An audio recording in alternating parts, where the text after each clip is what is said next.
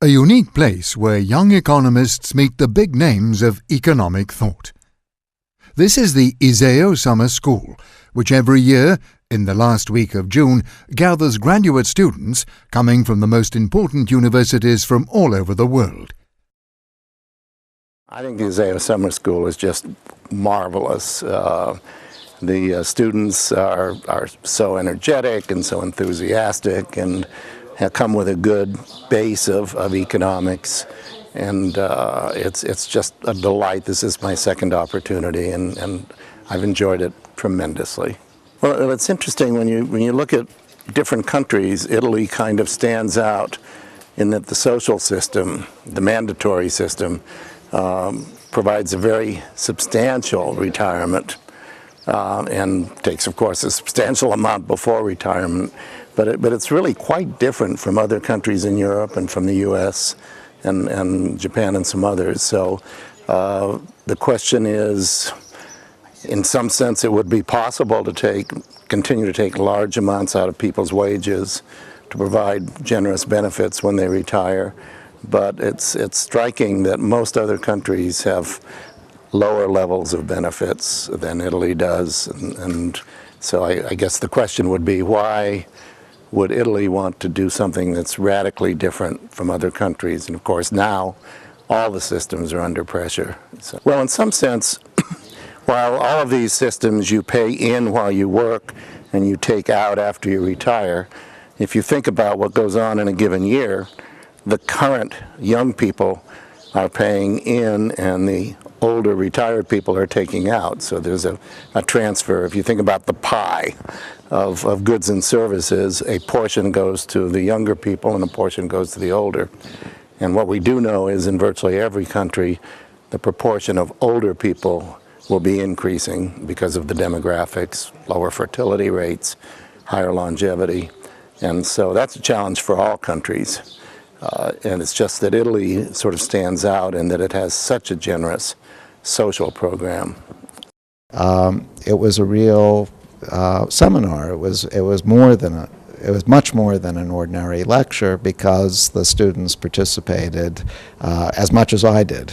I don't really think there has been a change in policy by the Federal Reserve. They've been very consistent all along. They're proposing to keep liquidity high when it's needed, when the economy is in a recession or recovering from a recession. Once the economy has got to the point where it doesn't need the additional liquidity, then it makes sense to start gradually withdrawing this liquidity. That's a policy which Ben Bernanke has been very clear about for years now, and it's puzzling to me that there has been such a big production recently suggesting that he somehow changed his mind. He hasn't changed his mind. So this is just a wonderful, wonderful thing for the summer school. There are people from all over the world here from this summer school. I've never seen such, I work for the International Monetary Fund, and I've never seen such an international group. And not only are there people from all over the world, there are lots of people from Italy, including people from Brescia and Bergamo and nearby. And everybody is just enjoying this summer school immensely. And I must say, one of the things that we're enjoying, I don't know whether I should say this, but we're enjoying Ricardo, because Ricardo just managed this utterly wonderfully, and he manages it especially as such a wonderful person. And I think that's one of the things that we learn in the summer school. One of the big surprises to me is that oil is over $100 a barrel. Europe's in recession, Japan's just been in recession, China has relatively slow growth, Brazil is in recession, US has relatively slow growth, and traditionally oil would not be at $100 a barrel given a slow overall world economy. The number of special factors going on, including right now some concerns about Syria and so on, but I wouldn't be surprised to see oil prices be lower a year from now than they are today.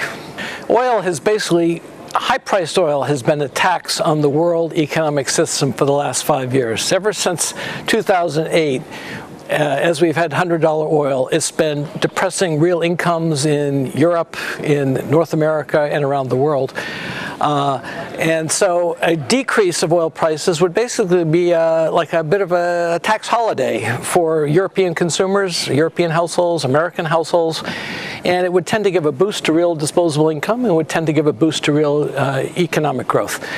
I certainly can't promise an oil price cut, but the signals out there to me suggest that oil might be cheaper 6 months from now than it is today.